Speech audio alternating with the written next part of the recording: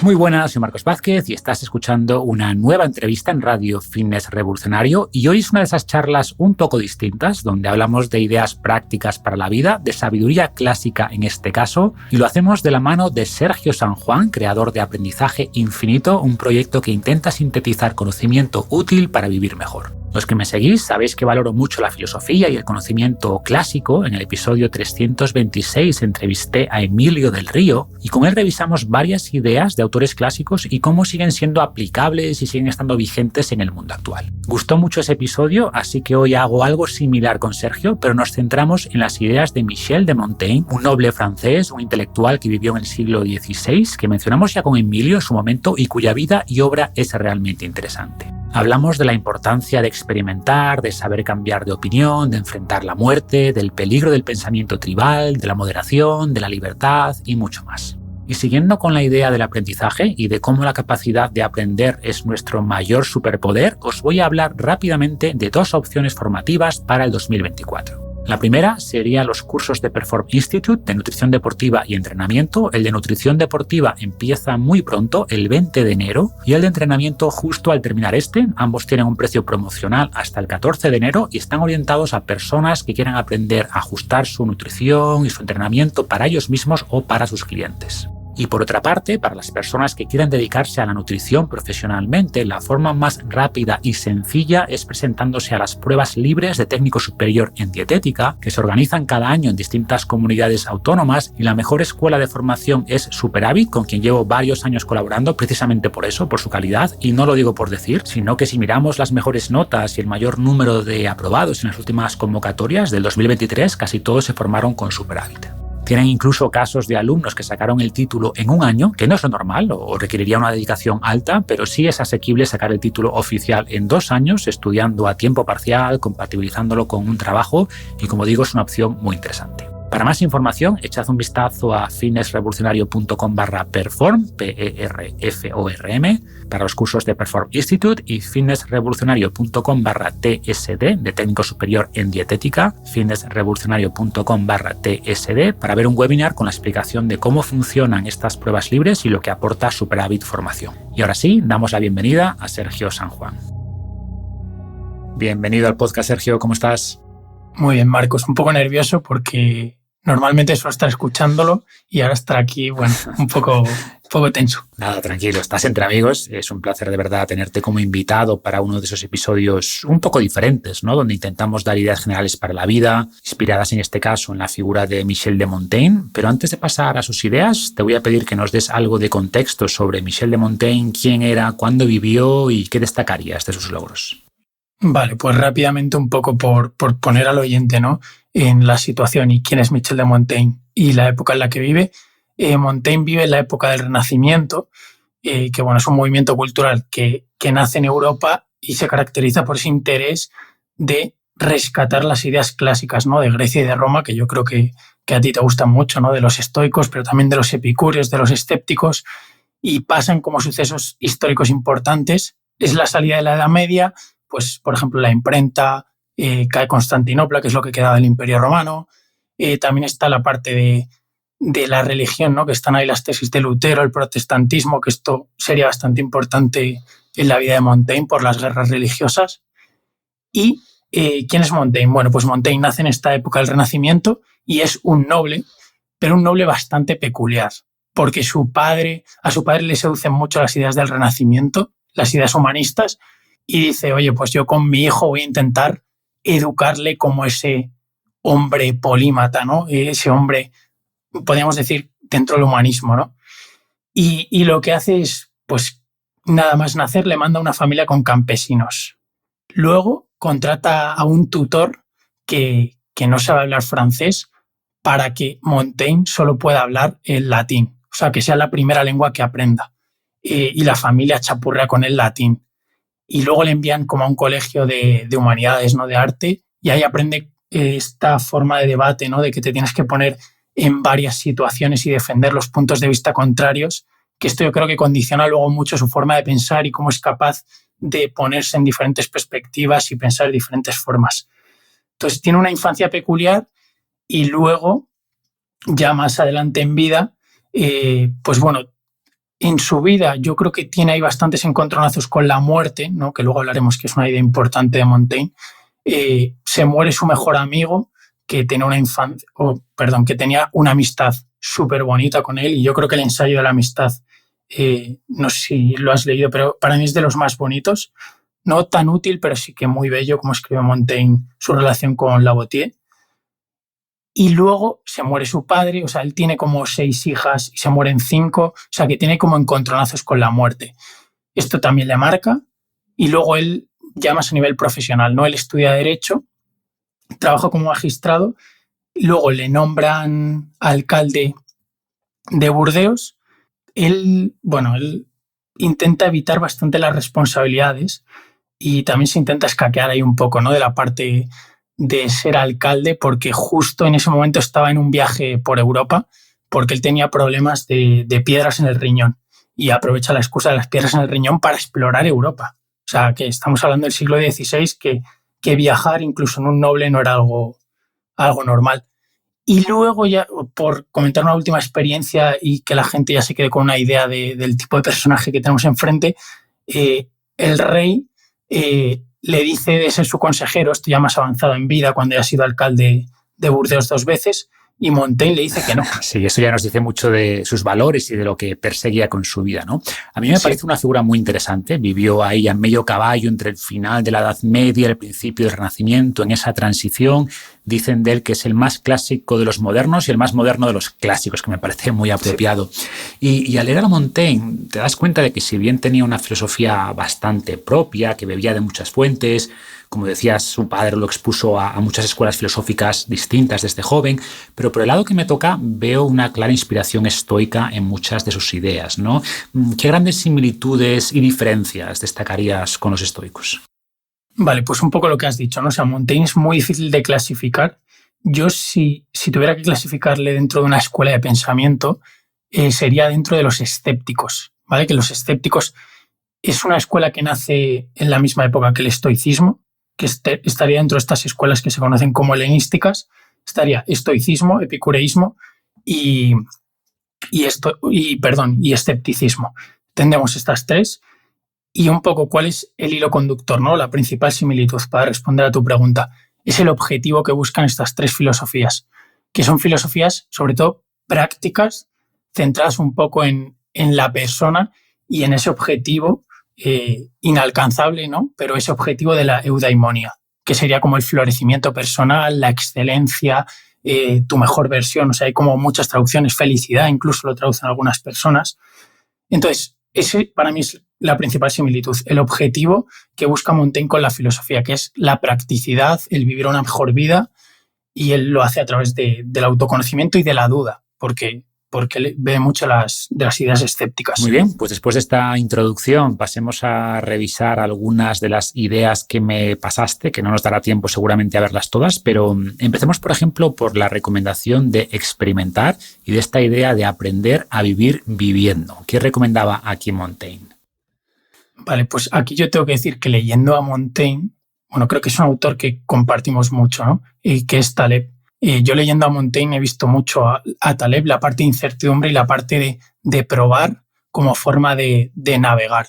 Y yo creo que Montaigne eso lo deja escrito en su filosofía, pero también lo que hemos hablado, ¿no? Al principio de este podcast, él lo vive, ¿no? Tiene ese jugarse la piel, ese skin in the game, del que habla también Taleb, de que pone sus ideas en práctica y experimenta, ¿no? Y se va de viaje por Europa y dice que no al rey porque en ese momento no le apetece, y con 38 años coge y se encierra en una de las torres de su castillo para escribir, para entenderse mejor, y lee libros y lee autores, tanto los que están como bien vistos dentro de su época como autores de fuera, libros prohibidos incluso, y no tiene miedo tampoco a salirse un poco del camino pautado, ¿no? Montaigne llega en momentos a criticar, por ejemplo, a Platón, que en esa época era como un referente intelectual, y cómo te podía aburrir Platón. Pues Montaigne al final va experimentando, va probando, y un poco lo que vive en sus propias carnes pues es lo que va decidiendo en su vida. De hecho, cuando se retiró, como decías, con 38 años a escribir, experimentó con un nuevo género literario, el ensayo, y ese es el nombre que él le dio a esta forma de escribir, donde se explora un tema desde distintas ópticas, ¿no? Y viene de ahí, de experimentar, de ensayar algo nuevo, a ver qué tal funciona. Y en este caso funcionó muy bien, hasta el punto de que dio lugar a un nuevo género literario. Así que como primera recomendación, hay que seguir experimentando y aprendiendo hasta la muerte. Y de hecho este es precisamente otro de los temas sobre los que Montaigne reflexiona mucho en sus ensayos, ¿no? Como dices, tuvo muchas experiencias con la muerte a su alrededor, con él mismo, que después podemos comentar, pero de momento, ¿qué opinaba de la muerte o cómo recomendaba enfrentarla? Vale, pues aquí como decimos, ¿no? O sea, Montaigne busca en cada ensayo, ¿no? Porque el libro está dividido como en muchos ensayos, entender o dar a entender o clarificar su pensamiento a través de la escritura y decir, vale, ¿qué sé yo o qué puedo explicar sobre este tema? Y hay un ensayo que trata en profundidad de la muerte, ¿no? Que se llama que filosofar es aprender a morir. Y Montaigne aquí empieza un poco con la visión estoica, ¿no? De la muerte, que sería pues este memento mori, que sería como recordar la muerte o tenerla presente, no como una idea para que nos perturbe o que nos preocupe, sino como una idea para aprovechar el tiempo que tenemos, para recordarnos que el tiempo que tenemos es finito y que hay que aprovecharlo. Pero Montaigne, con sus experiencias cercanas a la muerte de los familiares que hemos hablado, ¿no? Pues se muere su mejor amigo, se muere su padre, mueren 5 de sus 6 hijos y luego tiene un accidente a caballo, ¿no? Que es esa experiencia cercana a la muerte que comentabas. Como que pensar alrededor de la muerte no le sirve mucho y le genera más preocupación y malestar que otra cosa. Entonces, a lo largo del ensayo se ve cómo va cambiando a una visión más epicúrea de la muerte, que, bueno, Epicuro que planteaba, o cuál es la manera que plantea acercarse a la muerte.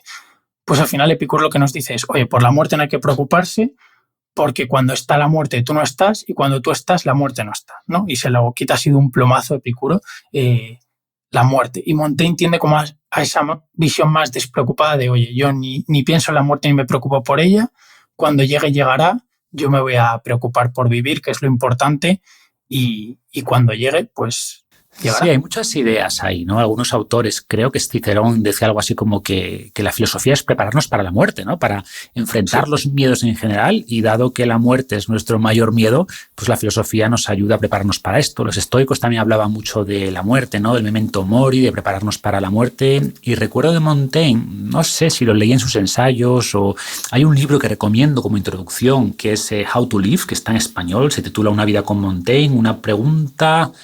Y 20 intentos de respuesta a Sarah Bakewell. Sí. No recordaba cuántos intentos eran, ¿no? Bueno, pues sí. Ahí o en sus ensayos cuenta algo así como que tuvo un accidente de caballo y que cuando lo llevaban de regreso a su castillo, pues él estaba semiconsciente y sentía que estaba muriendo, pero que no era una sensación desagradable, sino al revés, ¿no? Y siempre había tenido mucho miedo a la muerte, pero comentaba que desde ese momento, pues que perdió el miedo a morir, ¿no? Que no lo veía como algo tan malo y que ya no le asustaba. O sea, me quedé con esa idea. Y después, con los años, hablando con varias personas, al menos con 3 que recuerde ahora mismo, que han tenido experiencias cercanas a la muerte, podríamos decir, ¿no? Pues me dijeron cosas similares, como que después de haber experimentado el proceso de casi morir y de las sensaciones que les generó, que ya no tenían tanto miedo a la muerte, ¿no? Como que no lo veían como algo tan malo, tan doloroso. Decía también Séneca eso de que quienes hablan mal de la muerte nunca lo han probado, no saben realmente de lo que están hablando. Hablamos de ella con mucho temor, pero los que se han acercado, pues parece que no lo pintan como algo tan malo. O, pasando a la parte más fisiológica, hace poco se publicó en un estudio donde se observó un aumento de la actividad del cerebro antes de morir en las zonas ligadas con soñar, con estados alterados de la consciencia, y que esto podría explicar pues, los fenómenos visuales y sensoriales que muchas personas han reportado durante esas experiencias cercanas a la muerte, ¿no? O sea, es un tema súper interesante, tanto desde el punto de vista filosófico como fisiológico, ¿no? Lo que ocurre en el cerebro en ese momento, ¿no? Pero bueno, pasando a algo más mundano, pero muy importante y algo poco común en la era actual, en la era de las redes sociales, es la habilidad de cambiar de opinión. ¿Qué nos decía Montaigne sobre esto? Pues bueno, de nuevo aquí la idea de Montaigne está presente en todos los ensayos y lo acabamos de ver, ¿no? Con el ensayo de la muerte, cómo va cambiando de ideas, cómo va cogiendo lo que le sirve. Y como decías, Marcos, yo creo que es algo que hoy en día escasea mucho. se pasó también por aquí por el podcast Pablo Malo, ¿no? Con los peligros de la moralidad, cómo esa ideología o esa idea única, esa parte social, ¿no? El lado oscuro que tiene, y cómo a veces las ideas pues nos llevan a cometer auténticas atrocidades. Y eso está muy ligado a que a veces tenemos las ideas muy atadas a la identidad, ¿no? Hasta el punto de que atacan una idea y nos atacan a nosotros. Y Montaigne adopta como un enfoque totalmente contrario, ¿no? A la época en la que vivimos, donde parece que las personas somos ideas, o parece que las personas somos partidos, equipos de fútbol, religiones, no me importa el tipo de ideología. Montaigne fluye con las ideas, coge la idea, oye, esta idea me sirve, o esta experiencia que he vivido, ¿qué idea encaja? ¿Qué me dice este filósofo? ¿Qué me dice este otro? Y esto yo comentaba al principio del podcast, la peculiar educación que tiene, ¿no? Yo creo que le viene de aquí, ¿no? De ser capaz de ponerse en los dos lados del debate, que también es esta idea de el hombre de hierro, ¿no? Ahí está el hombre de paja y luego el hombre de hierro, de saber defender las ideas de tu contrario incluso mejor que tu contrario, ¿no? Entonces Montaigne lo que hace es intenta entender las ideas del otro, y eso le lleva muchas veces a cambiar de opinión, ¿no? Incluso a sostener opiniones diferentes a la vez, de oye, yo aquí estoy de acuerdo con esto y en esto otro estoy de acuerdo con este otro partido o con esta otra ideología. Sí, caemos en ese pensamiento grupal, ¿no? Y si tienes ideas distintas del grupo, pues puedes ser rechazado, sí. O si admites que el otro grupo tiene algunos argumentos válidos, te van a mirar mal los de tu propio grupo, ¿no? Aunque objetivamente sea así, y entonces te van a atacar los otros y los tuyos, como que tienes que comprar el pack entero o si no tienes problemas, ¿no? Y es una pena que cueste tanto salir de ese pensamiento tribal que nos hace ver todo en términos de buenos y malos, de opresores y oprimidos, porque el mundo real no funciona así, ¿no? Sí. Y por otra parte, pues privarse de la opción de cambiar de opinión es privarse de la posibilidad de mejorar, de acercarse a la verdad. Al final, si quieres llegar a la verdad, que debería ser el objetivo, tendrás que ajustar tu opinión a la luz de nueva información. El problema es lo que comentas, ¿no? Y como dice Pablo Malo en su libro, Los peligros de la moralidad, es que muchas de nuestras opiniones no buscan la verdad, sino que buscan ganar puntos en nuestro grupo, ¿no? Que es para lo que está cableado nuestro cerebro. Y si entendemos esto, entendemos por qué la gente puede decir cosas que son claramente mentira, que no soportan un primer combate con la realidad, pero que es lo que está aceptado por el grupo, ¿no? Por irracional que sea. Y cambiar de opinión, pues es cambiar de identidad, es cambiar de grupo muchas veces, y eso es muy difícil, ¿no? O decía Jeff McKenna que lo que te impide ver la realidad con claridad es tu creencia de que ya lo haces, ¿no? De que tus ideas son buenas.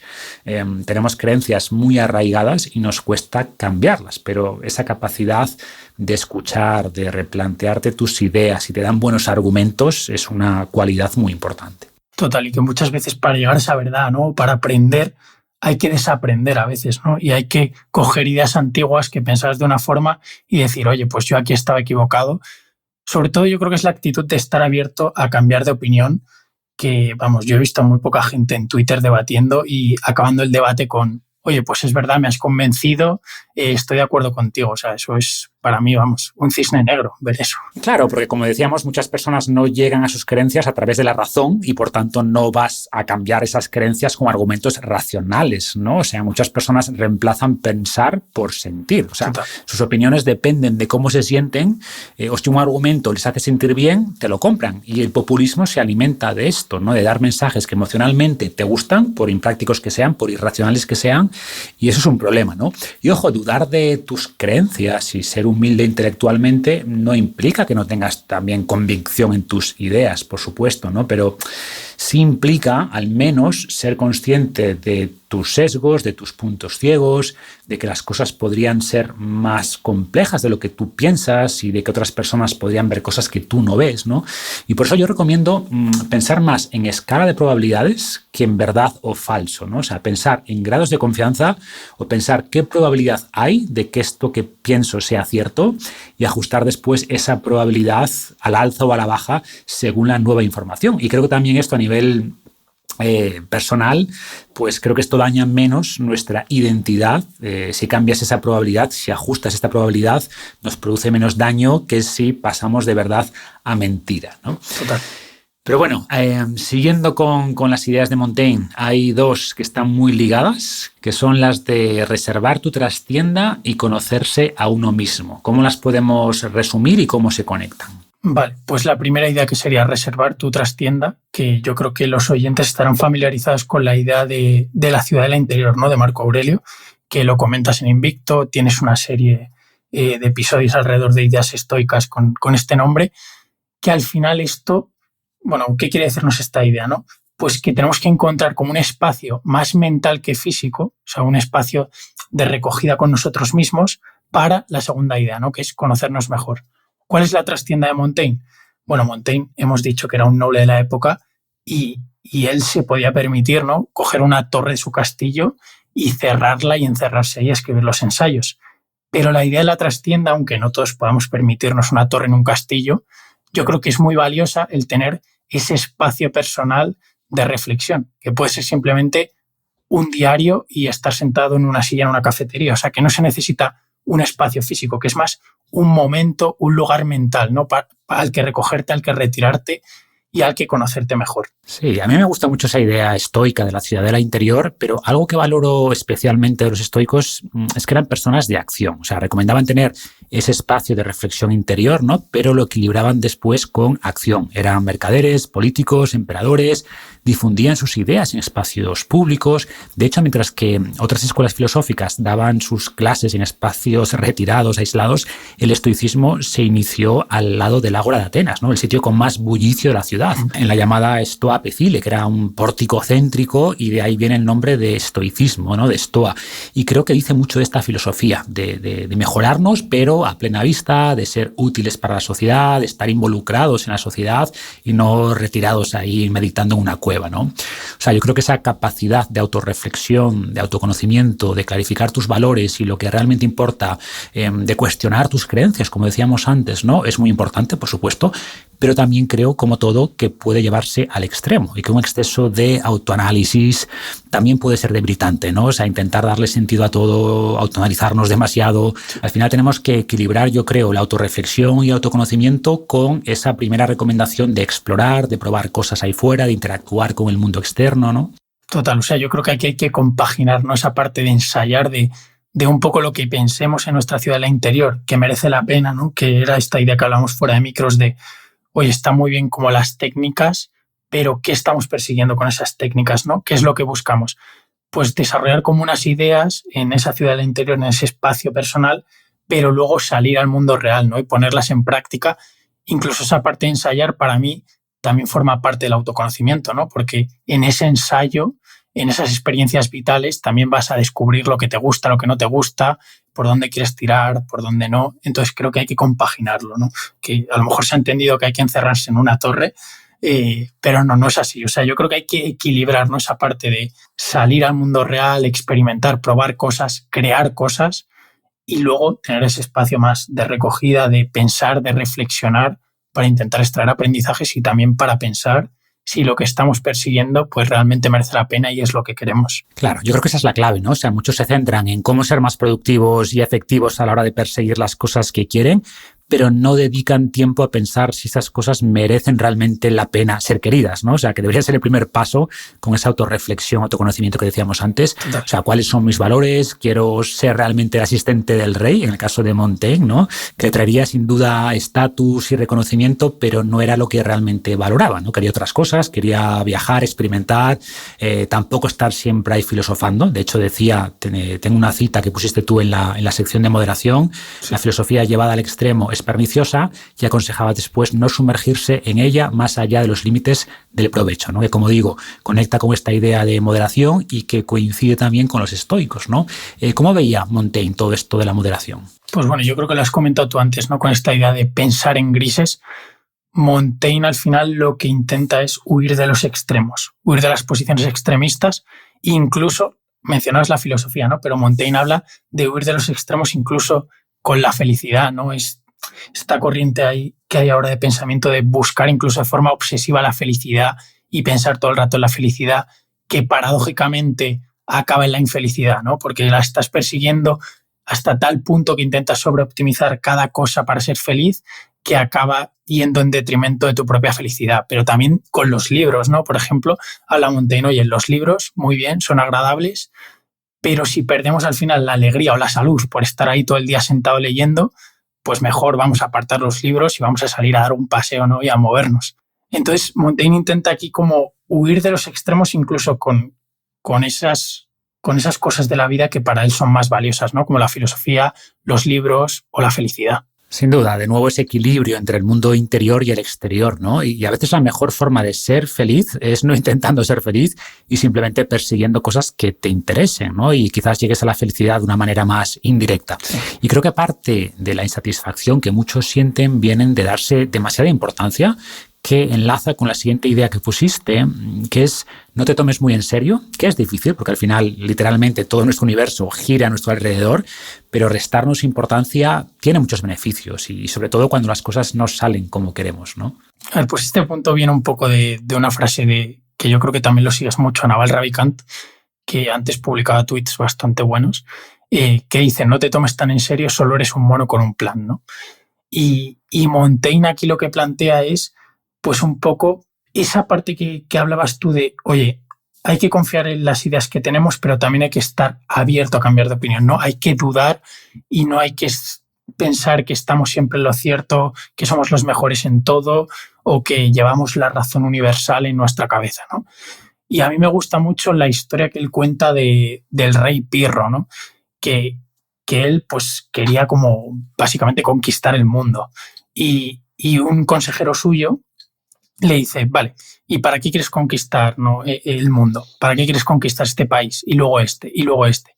Y Pirro le dice, oye, porque quiero estar tranquilo, ¿no? Y le dice el consejero, pero ¿y por qué no estás tranquilo ahora, ¿no? Que ya tienes como un reino y estás a gusto, ¿no? Y haces lo que quieres. Y esta idea va un poco por la capacidad que tenemos a veces de autojustificarnos, ¿no? Hay una frase de Richard Feynman que a mí me gusta mucho, que habla de esa autojustificación, ¿no? De que somos la persona más fácil de engañar y que por eso pues no tenemos que tomarnos muy en serio. Volvemos al tema del equilibrio, ¿no? O sea, necesitamos un ego suficientemente fuerte como para perseguir lo que buscamos, para defender nuestro espacio, pero también la capacidad de poner nuestra propia vida en perspectiva, de no darnos tanta importancia, de no autoengañarnos, como dices, de ser capaces de reírnos de nosotros mismos, ¿no? de nuestra situación. Pues creo que todo esto ayuda a encajar mejor los golpes de la vida. Y otra idea poderosa, sobre todo en un mundo tan polarizado como el actual, es el intento de entender al otro, de buscar puntos de encuentro, que lo hemos mencionado antes de pasada y que era una habilidad especial en Montaigne. ¿Qué nos aconsejaba en este sentido? Pues aquí hay una frase, Marcos, que escribió Montaigne que me encanta, que dice, cada cual llama barbarie a aquello a lo que no está acostumbrado, ¿no? Que muchas veces vemos como la cultura de otras personas o de otros pueblos como esa barbarie, ¿no? Como esos enemigos, como esos, por recurrir a una idea del libro de Pablo, esos ellos, ¿no? Esta dicotomía que tenemos entre nosotros y ellos a dividir el mundo, pues la barbarie son los otros. Y Montaigne aquí lo que intenta, a través de varios ensayos, es entender a la otra persona, entender a las personas con culturas diferentes. Y yo creo que esto es donde más se ve en el ensayo de los caníbales, ¿no? Que Montaigne cuenta el encuentro entre la nobleza francesa y 3 americanos, ¿no? Porque en ese momento, en el Renacimiento, se había descubierto América en 1492 y hay 3 americanos que vienen a la corte de Francia y Montaigne estaba ahí. Y bueno, pues Montaigne intenta entenderlos, ¿no? Y va con esa curiosidad de, oye, a ver qué dice esta gente, ¿no? Incluso a la hora de expresar sus ideas, Montaigne en el ensayo dice, oye, pues a lo mejor estos caníbales tienen razón en la idea de que cómo nos gobierna un niño, ¿no? Y cómo sus guardas son súper fuertes y realmente nos está gobernando la persona adecuada. Queremos que nos gobierne una persona débil o un niño, ¿no? Entonces, ¿cómo intentar, vale, por qué la otra parte piensa esto? Voy a intentar entenderlo, aunque luego no estés de acuerdo, pero eso que hablamos de estar abierto a cambiar de opinión y ponerte en la situación del otro, pues aunque sea darle un intento. Sí, sí. Y ojo, eso no quiere decir que seamos equidistantes y que no haya culturas mejores que otras. Yo sí creo que hay culturas mejores que otras o valores mejores que otros, ¿no? No todo es subjetivo. No. pero estar abierto a que otras personas vean cosas que tú no ves o que cosas que a ti te parecen normales pueden ser extrañas para otros y al revés, y que estés dispuesto a aprender de todo el mundo y no asumir que tu cultura o tu forma de hacer las cosas es la mejor, pues creo que facilita el entendimiento, punto 1, y punto 2, también la mejora continua, ¿no? Que va de eso, como decíamos antes. ¿Qué más? A ver, hay una idea por aquí que llamas ejerce tu libertad. ¿Cómo veía Montaigne la idea de libertad? Vale, pues aquí yo creo que esta es como la idea un poco de cierre, ¿no? Final de Montaigne, que es un poco la aspiración de Montaigne, ¿no? Que es buscar la libertad, que al final él la entiende como liberarse un poco de cosas como la vanidad, como el orgullo, pero también liberarse, por ejemplo, de las creencias o de las convicciones o de los partidos, también incluso de los hábitos, ¿no? De la filosofía que hablábamos en la moderación. O sea, al final lo que habla Montaigne es de intentar esta idea que ahora también se ha puesto un poco de moda, ¿no? De ser un libre pensador o pensar libremente, que no nos guíen las pasiones, ¿no? Que hablaban, por ejemplo, los estoicos sobre esta idea de que las pasiones no nos guíen y de intentar ser nosotros un poco los que tomamos las decisiones.